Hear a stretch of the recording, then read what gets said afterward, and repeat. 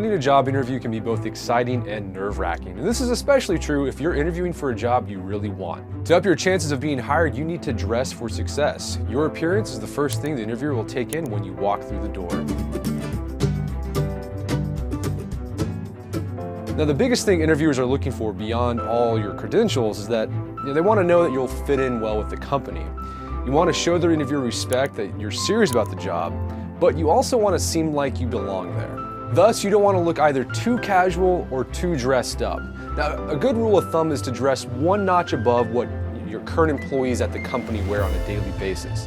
And if you don't know how current employees dress because it's not a business you can visit, look at the company's website online and look for photos of the office and its employees. You can also make some general assumptions about how to dress based on the line of work you're applying for. So for example, it's safe to assume that employees at a blue chip law firm downtown dress in suits every day, while employees of an internet startup keep it pretty casual. So let's talk about a few specifics on how to dress for different jobs. All right, so let's say you're interviewing for a more traditional profession like law or finance. You don't have to worry too much about taking it up a notch for what current employees wear since, well, you can't get much more formal than a suit. I mean, it'd be really weird if you rolled up in a tuxedo for your interview.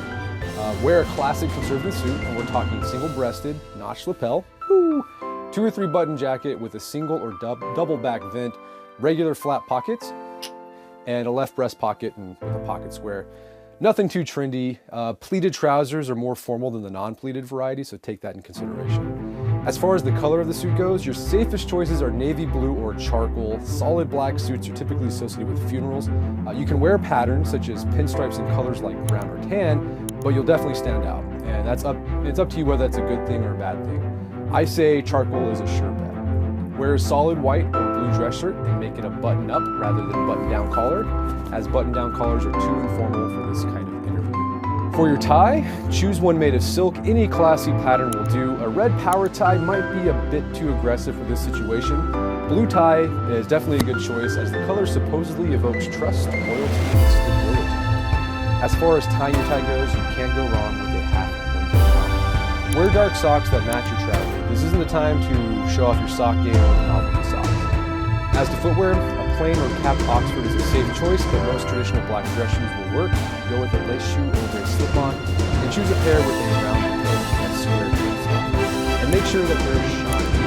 Overall, you want to make sure you have an iron shirt, make sure your suit isn't wrinkled, and it smells clean, and that it fits well. Alright, if you're interviewing for a job where people dress more business casual on a daily basis, where the guys usually wear button-down shirts, trousers, and khakis, then instead of wearing a suit to interview, go with a sport coat or sport jacket, button-down collar shirt, casual, and a more casual tie. Brown Oxfords are a good choice for shoes or dress boots if the workplace is a little more casual. All right, so if you're interviewing for something like a customer service job where employees wear polos and khakis every day, it's like a call center job or something like that, wear trousers or khakis with more casual Oxfords and a dress shirt and tie.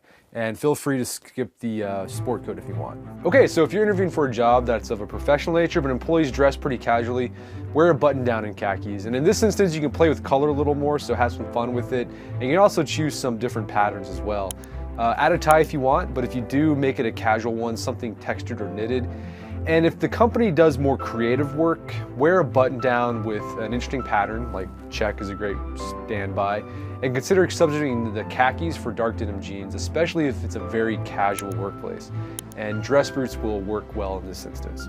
And finally, if you're interviewing for an entry-level minimum wage job, wear khakis, a polo shirt, and a leather shoe that's nicer than sneakers, like some casual loafers. All right, with that out of the way, here are a few concluding tips that apply no matter what kind of job you're interviewing for.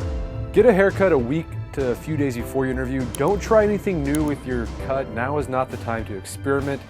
If you don't have time for a haircut, at least have someone trim around your neck and ears to clean it up. Make sure your fingernails are clipped. Look over and set out the clothes you're going to wear the night before the interview. You don't want to realize 20 minutes before the interview that your suit has a stain on it, or you're missing a shirt or something like that, or your shoes aren't polished. Iron your shirt and shine your shoes the night before. Wake up with plenty of time to get ready so you're not rushing around. And if you're shaving, take it really slow so you don't get razor burn. I also recommend you do it the night before.